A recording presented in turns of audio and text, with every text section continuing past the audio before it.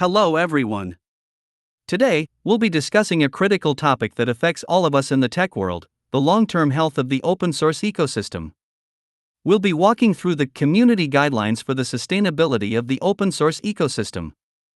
This is about more than just code, it's about building a future where developers and users can both thrive by confronting a difficult but necessary topic, the free rider problem. It's impossible to overstate the success of open source software. It is the invisible bedrock of our modern world. The operating system on your phone, the cloud servers that power our businesses, and even the sophisticated models driving the AI revolution, all of it stands on the shoulders of open source giants. But who are these giants? Some are massive projects backed by large corporations, but a huge, vital portion of this ecosystem consists of projects maintained by single individuals or small, dedicated teams working in their spare time. These individual creations are not just hobby projects, they are, in fact, critical infrastructure, woven into the fabric of commercial products and public services alike. However, beneath this bright surface of success, a shadow is growing. We hear the term developer burnout so often it's almost become a cliché. But the reality is devastating. Key developers, often the sole maintainers of critical libraries, simply walk away. Maintenance halts, security vulnerabilities go unfixed, and countless projects that depend on that work are suddenly put at risk. This isn't just a series of isolated incidents. It is a systemic crisis that threatens the very sustainability of the open source promise we all depend on. To understand the root cause of this crisis, we need to step outside of computer science for a moment and look at a concept from economics: public goods. Think about the difference between a hamburger and a public park. A hamburger is a private good, you have to pay for it, and once you eat it, no one else can. A park, however, is a public good. You can typically enter for free, and your presence doesn't stop others from enjoying it. Open source software, in its purest form, functions exactly like that park. The first key property of a public good is non-excludability. This means it's difficult, or in some cases, ideologically undesirable, to prevent someone from using it, even if they haven't paid. For a park, you'd have to build fences and hire guards. For OSS, this concept is even more profound. The very philosophy of open source, as embodied in licenses from the FSF and OSI, is about granting the freedom to use, modify, and distribute the software to anyone. Intentionally blocking a specific user from a public repository goes against the foundational principles of the movement. This openness is its greatest strength, but as we'll see, it's also the source of its greatest challenge. The second key property is non-rivalry. This means that one person's use of the good doesn't diminish another person's ability to use it. If I'm watching a TV broadcast, it doesn't mean you can't watch it too. If I learn a piece of information, that doesn't erase it from the world. Software is the ultimate non-rivalrous good. It can be copied infinitely at near zero cost. My downloading a library a million times does not prevent you, or anyone else, from downloading it. It is, for all practical purposes, an infinite resource. Now, because of the two properties we've discussed, non-excludability and non-rivalry, we arrive at a critical economic term, the free rider. It is absolutely essential that we understand this term correctly. In economic terms, a free rider is simply someone who enjoys a benefit without paying for its cost. This is not a moral accusation, it's not a synonym for thief or leech. It is a neutral, objective, technical term that describes a behavior that inevitably emerges when dealing with public goods. I ask you to view it as a diagnosis of a systemic phenomenon, not a personal judgment. And we have to be honest here. It is undeniable that a major reason open source software became so incredibly popular is precisely because it could be free-ridden as much as anyone wanted.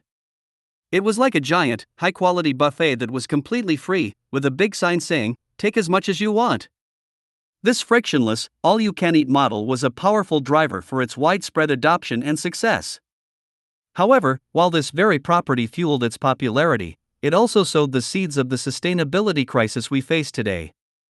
So, let's take a closer look. Let's put ourselves in the shoes of a user. You find a fantastic open source library that solves a major problem for you or your company. It saves you hundreds of hours of work. You know the project has a donate button, but you think to yourself, well, I can use this perfectly well without donating. I'm sure other people, especially the big tech companies that really rely on this, are funding it. My small contribution probably wouldn't make a difference anyway. From a purely individual and economic standpoint, this is a perfectly rational, logical train of thought. The problem, of course, is that you are not alone.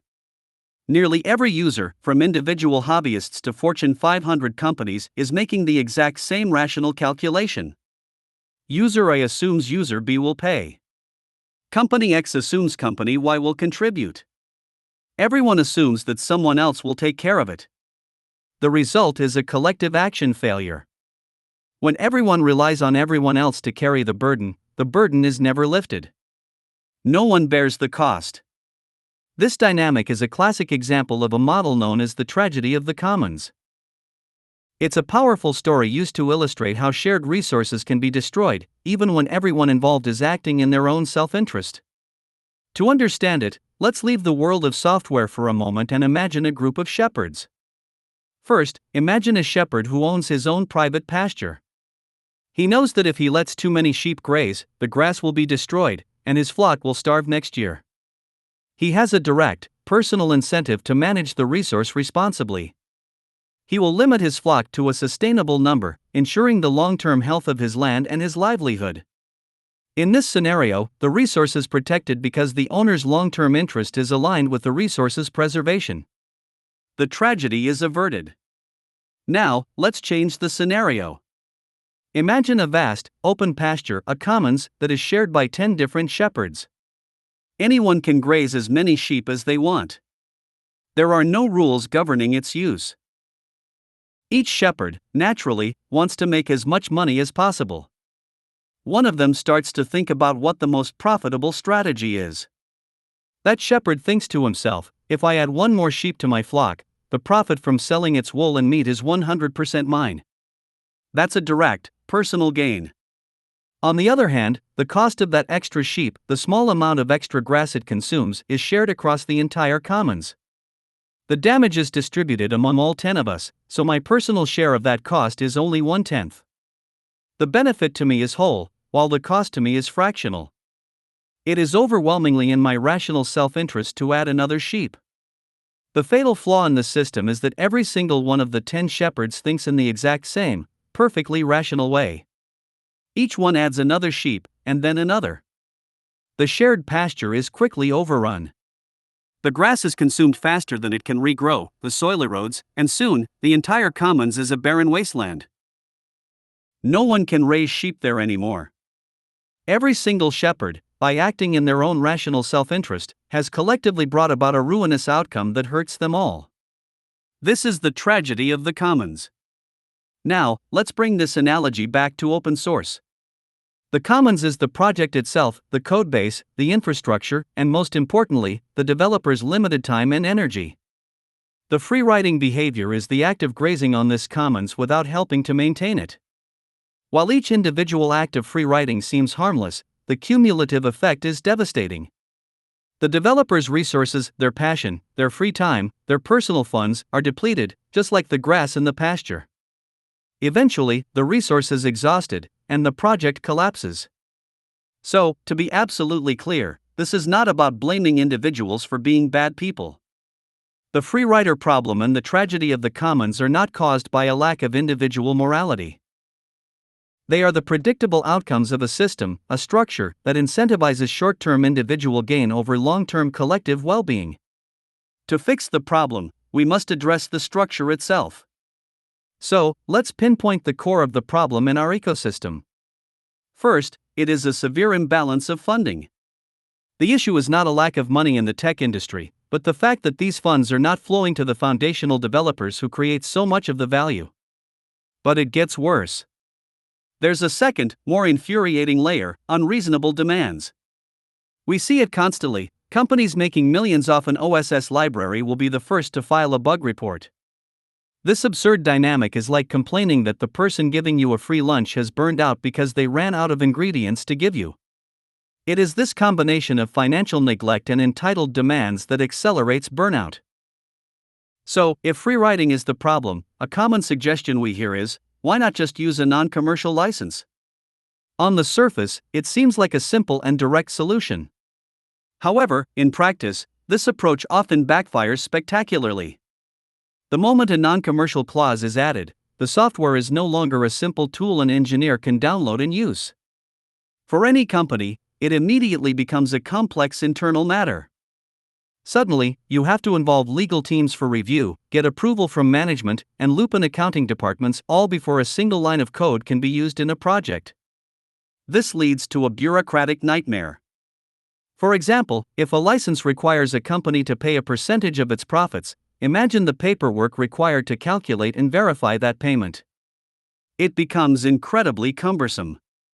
The company might even have to expose financial data it would rather keep private, adding another layer of resistance. Or, consider another approach, a license server to monitor usage. This just introduces a different set of problems. Who is responsible for maintaining that server? Who guarantees its security? This creates a new layer of technical hassle and operational cost, completely undermining the simplicity that makes open source so attractive in the first place. So, when faced with these legal hurdles, burdensome accounting, and new technical complexities, what does a rational company do? They avoid the software altogether. It's simply not worth the hassle. They'll find another solution, either a competing open source tool with a simpler license, or a straightforward commercial product. The irony here is brutal.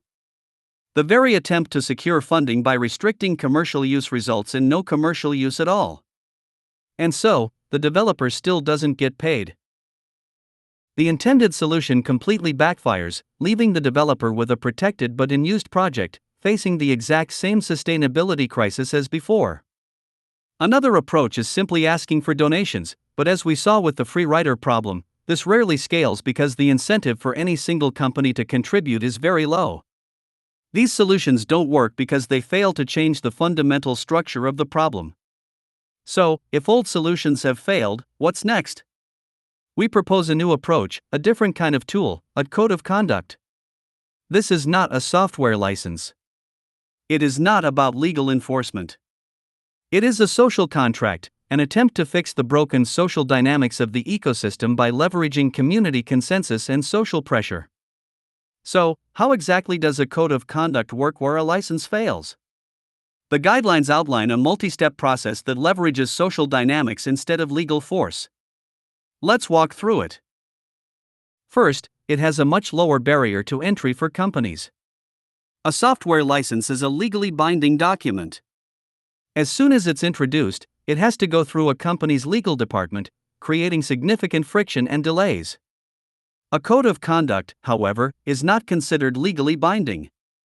Because of this, it can often bypass that intense legal scrutiny, making it far easier for a project's principles to be seen and adopted by the teams who actually use the software. The second key mechanism is that the guidelines work indirectly. Instead of demanding that a company itself signs a contract, the project members who represent that company are asked to make a formal pledge. They pledge to make a good faith effort to ensure their company does not free ride. This creates a social contract with an individual, which is a much more personal and manageable commitment than a corporate-level legal agreement. It allows companies to start using the software easily, with the pledge becoming relevant only when their employees begin to participate in the community. This leads to the third, and perhaps most powerful, step, leveraging social pressure and the fear of reputational damage. The goal of the guidelines isn't to punish, but to make behavior visible. Through transparency, the community can see which companies are not upholding their end of the social contract. This is what the document calls the name and shame approach. For a major company, being publicly seen as a free rider in a prominent open source project would be a significant PR loss. The risk of that negative publicity creates a powerful incentive for companies to contribute proactively, before they are ever called out. And finally, what happens if a member's company continues to free ride, ignoring the pledge? The consequence is not a lawsuit. It's social. The document states that a member who is seen as not fulfilling their pledge may be excluded from the project's overall decision-making process. They can still use the software, but their ability to influence the project's future direction is diminished. This provides a clear, community-enforced consequence that avoids the complexity and cost of legal disputes. So, what do these guidelines actually ask of us as members? The most important and first step isn't about writing code. It's about actively working to change our collective mindset surrounding open source. First, we are asked to strive to promote the simple, direct awareness that using open source for free without giving anything back is a form of free riding. And that if everyone continues to free ride, the projects we rely on will not last long.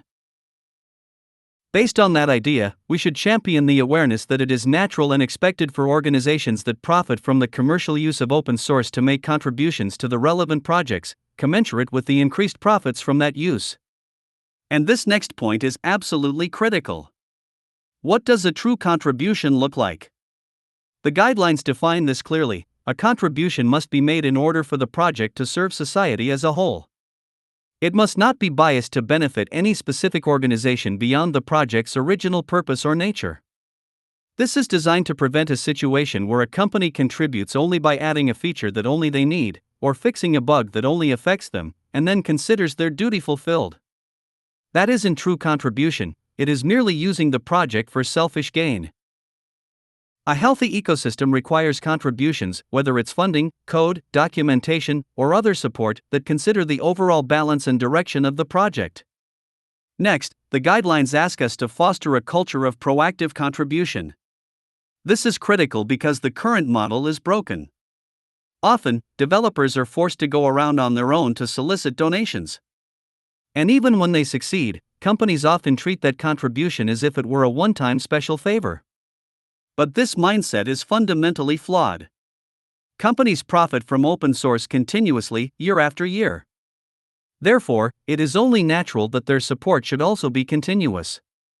After all, to continue maintaining a project requires ongoing work year after year, and also incurs costs for updating the necessary equipment.